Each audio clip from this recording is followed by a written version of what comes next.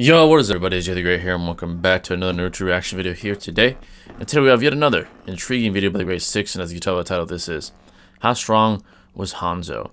So folks, Hanzo, I would say within the Naruto fandom at large, is certainly an obscure character, but however is a very powerful character that, for most of you guys already know, literally gave the name, the legendary Sannin, to the three individuals that we now know and revere, right? Those individuals being Orochimaru, Tsunade, and Jiraiya.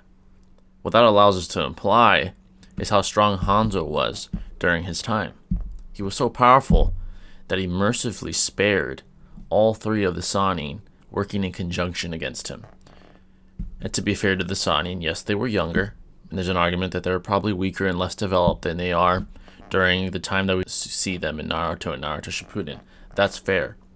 However, again, he spared all three of them working in conjunction together.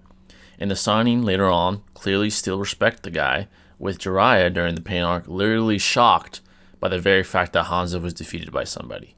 Even an older, wiser, and probably more powerful Jiraiya still highly respected Hanzo, which is evident by, again, him being shocked by the very fact that someone was able to kill Hanzo.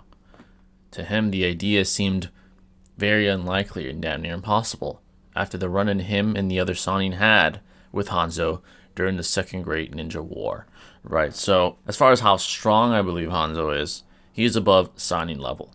In his prime, I think he'd be able to take and or possibly defeat any of the Sannin one-on-one at their best, excluding Orochimaru with Edos, of course, right? Excluding that. I do think that he would defeat any one of them individually, but he doesn't scale to top tier Akatsuki level, right? He lost to Nagato using the 6 Paths of Pain.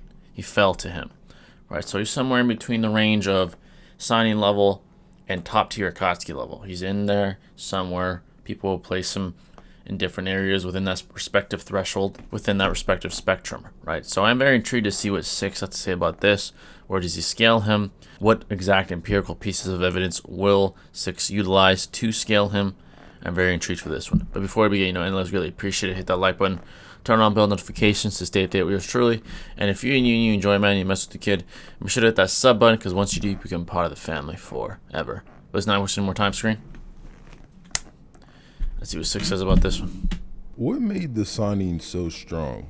Sure, they had a lot of different techniques and are always compared to other strong shinobi like the Kage, but how did they really establish their reputation in the ninja world?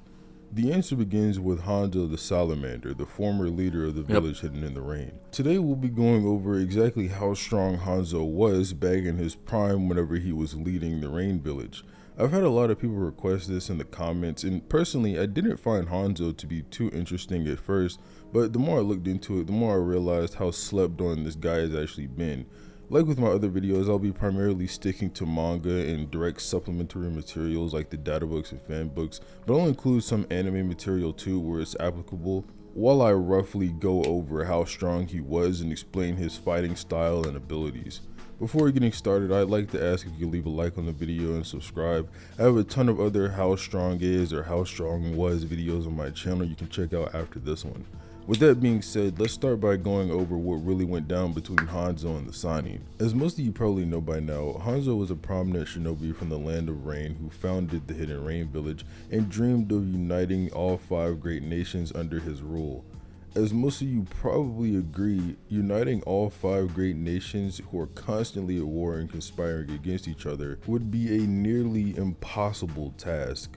The closest anyone's ever gotten to this was Naruto during the war arc, but even then, that was only because of the massive threat presented by Obito, Madara, and Kabuto, who the Kage had to join their forces to even take on. They had no choice. This would obviously a state of emergency. Somebody incredibly strong, and Hanzo just might have been the man to do it if he hadn't dulled, quote unquote. This eventually led to the Rain Village taking part in the Second Shinobi War, where Hanzo eventually encountered and fought the Sannin, who at the time were just Leaf Jonin, Orochimaru, Tsunade, and Jiraiya. A lot of people are familiar with the outcome of this fight, but tend to overlook the actual context of the battle.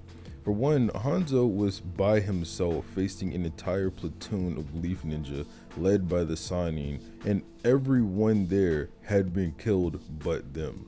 And the only reason this battle was even considered an accolade for them was because Hanzo was just really impressed by them managing to survive his onslaught, and in turn decided to spread stories about their strength and bravery. So if anything, the real conclusion here would be that Hanzo can easily stop the three Sannin at any time.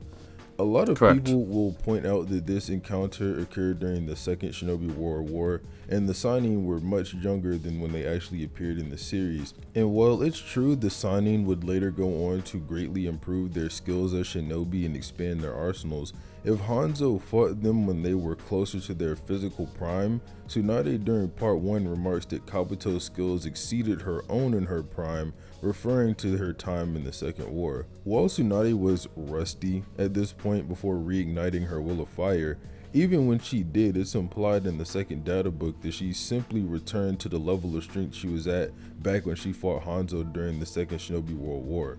We also get similar implications of physical decline in Orochimaru's case, with his fear of aging constantly being alluded to with his remarks towards Hiruzen during their fight, before he tells us outright that he invented the body transfer jutsu to get around the inevitable physical decline that comes with aging in the real world in Naruto. While we don't have the same direct implications of physical decline in the case of Jiraiya, he expressed outright inferiority to Hanzo after hearing Pain defeated him and expressing utter disbelief at the notion that anyone could defeat a shinobi like Hanzo. This is also after mastering his Sage Mode and encountering opponents like Orochimaru, Kisame, and even Itachi. He finds it unbelievable that Hanzo could ever be defeated. Yep, bingo, if you think like I said earlier, is the strongest Sannin, then this would obviously just scale Hanzo over the other two Sannin. But if you don't think that, you have to at least think that Jiraiya is relative to the other two Sannin through all the narrative implications that they're all around the same level. Sources like the second fan book have also compared Hanzo to other legendary shinobi like Sakamo, Kakashi's father, the White Fang, and Minato the Yellow Flash, who have both been said to be stronger than the Sannin on many different occasions beyond Sannin throughout level. the manga and data books. Correct. I just want to clarify really quickly, this last bit is not meant to imply that he is literally invincible or superior to Itachi or comparable to Minato. This all I'm just using to imply that he is at the very least beyond the likes of any Sannin we've seen individually. This would easily make Hanzo one of the strongest characters in the series and the ninja world at large during his day. But to help you guys understand why, I'll have to briefly go over how strong the Sannin were. So if you've seen my other videos, then you know I've already gone over how strong the Sannin were in a lot of detail, but I'll try not to dwell on it too much here. However, it is important in helping us understand how strong Hanzo was, since he was even stronger than them. If you've seen the older videos, then you know it's been said many times throughout the manga, data books, and fan books that the Sannin are all comparable in terms of their overall strength as shinobi. This means they're all comparable to the Orochimaru, who was able to fight on par with old Hiruzen during part 1. A lot of people like to point out that Hiruzen was mentally nerfed and holding back for most of the fight. However, it's made clear many times in the second data book that Orochimaru was also holding back and playing around during the fight. It's also indicated in many sources outside of the fight that Orochimaru is stronger and more talented than Hiruzen, like the first data book, which says that Orochimaru is strong enough to declare that he is stronger than Hiruzen, and the anime profile guides where Ebisu questions if Hiruzen was really a match for him.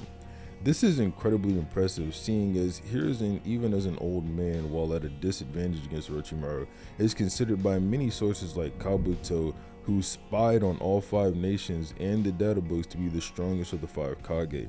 This would by extension also mean Hanzo is superior to the Kage and most other shinobi in the world. I also want to point out that in chapter 120, we see mentally nerfed Hiruzen doing combat with both Edo Tobirama and Edo Hashirama, and an onlooking Anbu seeing the high level ninjutsu contest says that this is what it takes to be Hokage. That's important because Kabuto's statement directly says that the Hokage's reputation is to be the strongest of the 5 nations, meaning that mentally nerfed Hiruzen, if anything, should also still live up to this reputation.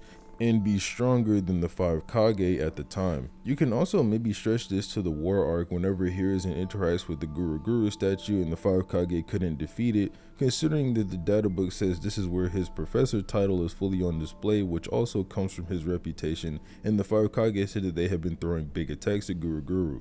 Although, to be completely fair and to be completely transparent, the 5 Kage were drained from fighting Madara, and while they did get a heal from Tsunade, it's virtually unquantifiable how much that heal was actually for. That Agreed. is all obviously under the assumption that you think Edo Hiruzen is weaker than or as strong as alive Hiruzen. This is also supported by the many comparisons made between the Sannin and the Kage, that they were just as strong as the Kage at the time, if not stronger. This is also supported by other stuff I've gone over in the past, like Orochimaru killing Rasa, the 4th Kazekage, and all the implications that the Sannin were considered the strongest ninja at the time of Part 1.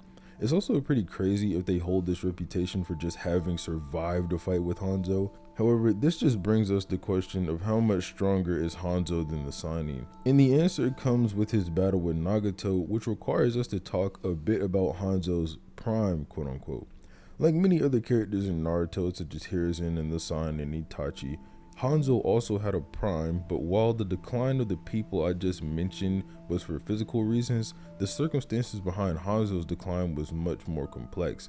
During his fight with Mifune, Kishimoto often uses an analogy of a dulled blade to explain how Hanzo losing sight of his goal and resolve as a shinobi caused him to decline as a shinobi. It's even implied the only reason he lost to pain was because of this decline, which Nagato himself also says. Hanzo standing a chance against pain can also depend on how you interpret Sage Jiraiya's performance against Pain. While Pain was clearly superior to Jiraiya during their fight, he clearly struggled to beat him, with the weekly release of the manga even saying as much as the Jiraiya nearly defeated Pain with his Toad Song Genjutsu, and Hanzo was superior to Jiraiya. He may be capable of doing the same or better against Pain in his prime. I do want to point out really quickly that I'm not saying Jiraiya is superior to Pain or even at the same level as Pain. Simply that Jiraiya, if all 6 Pain bodies were out and he used a Toad Song Genjutsu, may have been able to pull off a victory there. Not that he actually scales the Pain or is as powerful. The last thing I want to touch on before I get into Hanzo's abilities are some small misconceptions about how strong he was. Some people take the context surrounding his fight with Pain further and attempt to use his encounter with Nagato to compare him to the rejuvenated Nagato who pressed Naruto and B after using the latter's chakra to restore his body. While this may mean Nagato regained the physical capabilities he had against Hanzo, all that happened in their first encounter was Nagato rescued Konan. Hanzo snared him with a fire style trap he'd already set up. Nagato still got away and then summoned the Ghetto statue to fight for him before Hanzo evaded his chakra dragon and escaped. So there isn't even a way to physically scale Hanzo to prime Nagato, quote unquote. Nagato's mastery over the Rinnegan was also pretty questionable at this stage, as it's implied Obito taught him how to use its abilities, and before that we'd only ever seen him use it instinctually. So Hanzo's encounter with Nagato ultimately doesn't go anywhere for either of them. Some people also try to take statements from Chiyo out of context by saying she and Hanzo were rivals in the past, but all she says is that when the rain battled the sand, she would heal people after he poisoned them within her capabilities as a medic. It also wouldn't make much sense as Hanzo doesn't ever acknowledge Chiyo's skills as a shinobi like he did with the Sannin just for surviving an actual battle with him. And she, like most other ninja, is considered to be inferior to the likes of the Sannin. So with that being said, it's very clear Hanzo was well beyond the likes of the Kage, and he may even have stood a better chance against Pain than Jiraiya did if he fought him in his prime. So that brings us next to Hanzo's abilities. Like many other shinobi who are hailed as the strongest in the world, such as the Sannin, Hiruzen, and the other Kage, Hanzo also has a very diverse and unique arsenal which really suits him as the leader of his own territory, the hidden village in the rain. His techniques mainly are derived from his affinities for poison, his salamander, and his use of terrain-based combat underwater and with fire style traps. Alright, before we continue to this last tangent, if I'm not mistaken, I believe in the manga, if I'm not mistaken, it is stated that Chiyo had several encounters with Hanzo, right, implying that she survived on more than one encounter which allows us to rationally deduce and imply some level of relativity if they had more than one encounter that entailed combat. Right? Despite that, this doesn't negate anything Six said. I agree completely. He's beyond Sannin level. There's more than enough empirically to imply that. Right? The very fact that Jiraiya was shocked, again, like I said earlier, to someone defeating Hanzo. Right? The very fact that he spared all three of them conjunctively. He could have taken them out if he felt like it. Right? And some other good observations Six made. The very fact that it's implied that their prime was before, right? Not the current Sannin that we see during Naruto Shippuden. It was before, right? So there's an argument that they actually got weaker, not stronger, because of age, right? Orochimaru implies it as well. I'm getting older. I'm trying to combat the inevitable enemy of Father Time, right? That's what he's trying to combat, trying to get a better vessel to invade and become stronger. That was Orochimaru's whole motive. So age certainly does decline your ability. There are certainly prime versions of individuals in Naruto, and I agree. I think that despite whether you believe they got stronger or not, Hanzo is above Sannin level. Safely. But as far as him versus Chiyo, again, unless I'm mistaken, I'm pretty sure she said they had multiple encounters. They had multiple encounters and she came out alive, right? Which implies some level of arbitrary relativity, at the bare minimum, if you're surviving several encounters with the guy. And this was during his time, during his youth, implying his prime, right? Or close to it, maybe. So, despite that, though, like I said, the overall premise of Six making is correct. Hanzo is beyond Sannin level, safely. Let's continue, though. Like his name suggests, Hanzo the salamander was known for his use of salamander poison, which he himself produces thanks to the poison sac he had implanted inside of him as a child. Because of this, Hanzo himself is toxic and needs to wear a breathing mask in order to prevent the toxin from affecting him and anyone who breathes within the vicinity of Hanzo. He, interestingly enough, also has a resistance to toxins because of this, including his own. However, while his salamander poison could affect him if he gets reckless, he has been shown to carry an antidote with him. His poison sac also makes him incredibly hard to kill, as if it gets pierced, it spews toxic gas everywhere. His poison, by comparison, is also pretty crazy. Once inhaled, it numbs and paralyzes the target, and they can die within 2 days. This, minus the lethal effect, works similarly to Orochimaru's blood poison, which once inhaled causes the target to grow numb and become paralyzed. And like Hanzo, Orochimaru also has developed an immunity to toxins, so it's possible Hanzo's salamander poison is what inspired this ability. It also works similarly to Sasori's poison with the paralytic effect, however it kills the target much quicker in 2 days compared to the 3 days it would take for the victim of Sasori's poison to die. However, Sasori's poison, on the other hand, is implied to be more advanced and lethal in other ways, seeing as Chiyo could conduct antidotes for Hanzo's poison but not for Sasori's. And while none of these poisons are as deadly as things like Shizune's poison, they're a lot more useful for shinobi since they don't immediately kill targets. Hanzo can also summon his giant salamander, who has the same poison sac as Hanzo, on top of its other abilities like toxic clouds it can spread. And Hanzo can even use it to catch targets off guard by burrowing underground. Hanzo also laces his weapons like his scythe with this poison, so even a single slash can incapacitate an enemy. Hanzo also boasts a lot of skill with the weapon, boasting that no one had ever managed to avoid his scythe before he was resurrected during the war arc to fight Mifune, and this could even include Pain.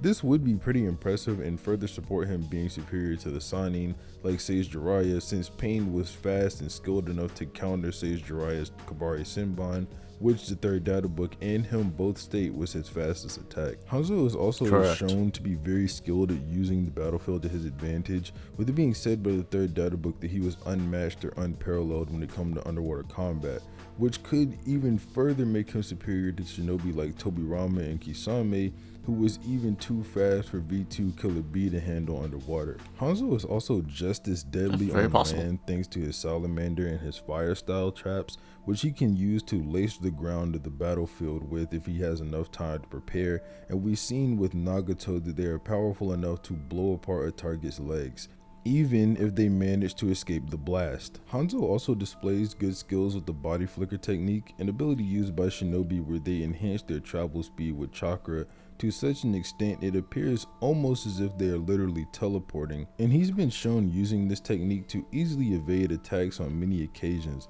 like Nagato's Chakra Dragon, as well as numerous attacks from the Sannin in the anime. So like I said before, Hanzo is a pretty versatile shinobi, and his abilities with poison, along with his salamander, his skill with weapons, and his abilities to set deadly traps and use the terrain to his advantage, whether on land or sea, make it pretty obvious why even the Sannin would struggle against him. As always, I hope you guys enjoyed the video. It's a great video. Great observations, great scaling, as always. Now, but that's pretty it was much a great Obviously, analysis of if Hanzo. you left a like on the video if you liked it, and you can subscribe as well. Great videos There are always. other How Strong Is or How Strong Was videos on my channel that you can check out now that you're done with this one. But other than that, have a nice day. Alright, so I definitely want to get my thoughts on that. Great video. Like I said, scaling was great.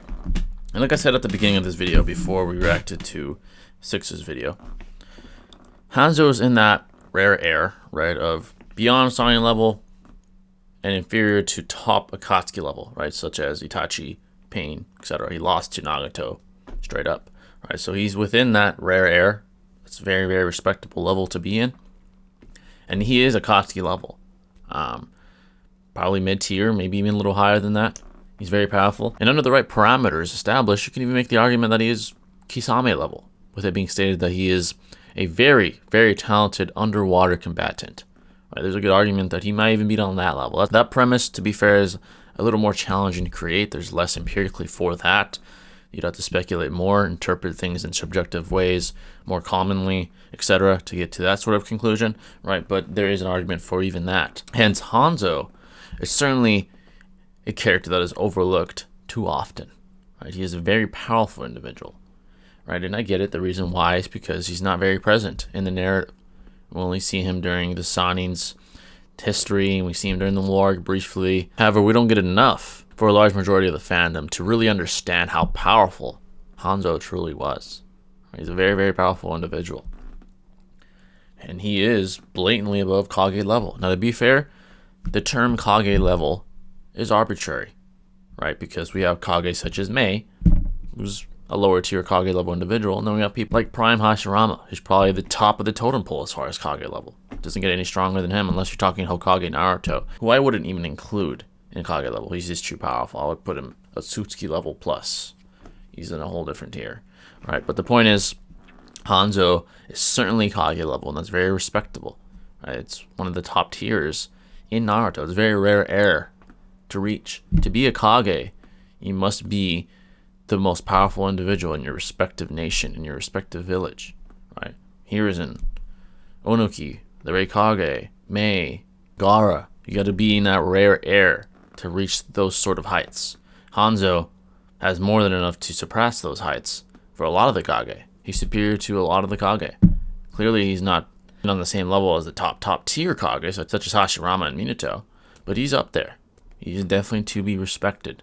He's one of the most revered characters in the Second Great Ninja War, with individuals such as Sakamo and Minato being the others, right? Very, very powerful individuals who are all blatantly above Sannin level, right? It's heavily narratively implied.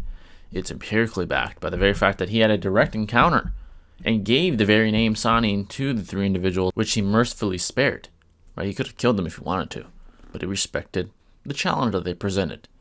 He could have killed them whenever he felt like it, but he said, you know what? You guys did well.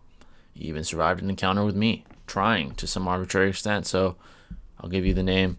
You guys deserve the title, right? He's that much more powerful. He's that much more powerful. He's so confident that he's superior that he lets them live and gives them props, right? That implies superiority.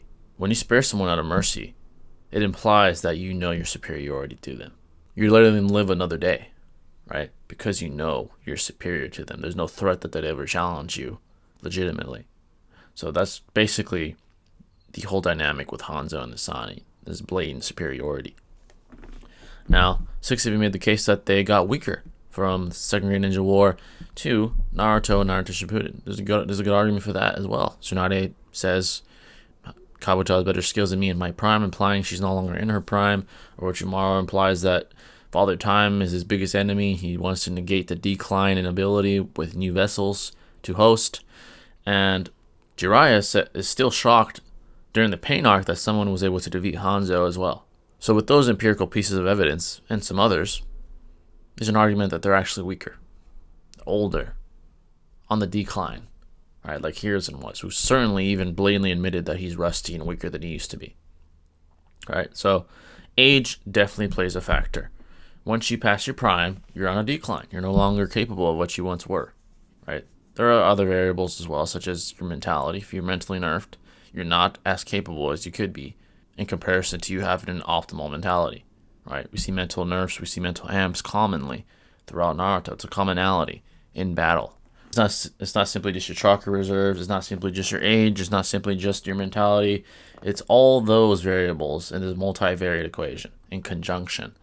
All those variables together allow you to formulate where someone's at or where they most likely scale to in comparison to other shinobi, right? And other levels of shinobi. So Hanzo is certainly to be respected. I've always looked at him in high esteem because he has some very impressive feats despite the lack of development and the lack of showing. He is very powerful. He's a very powerful individual who's blatantly above Sannin level. I've always thought that since I was introduced to Hanzo, despite it being brief. But yeah, folks, that's my thoughts on the video. Very good video. Six basically has the same train of thought that I do when I'm discussing Hanzo. The empirical evidence just suggests how powerful he truly is. It really does. It's not hard to conclude that. And Six did a very good job extrapolating and illuminating on those empirical pieces of evidence that lead to that conclusion. Right, so that's my thoughts on the video. Very well done. Let me know your thoughts on the video down below in the comment section. I'm always interested to hear. But that's going to wrap it up, folks, and I'll catch you in the next one. This is Jay the Great signing out. Peace.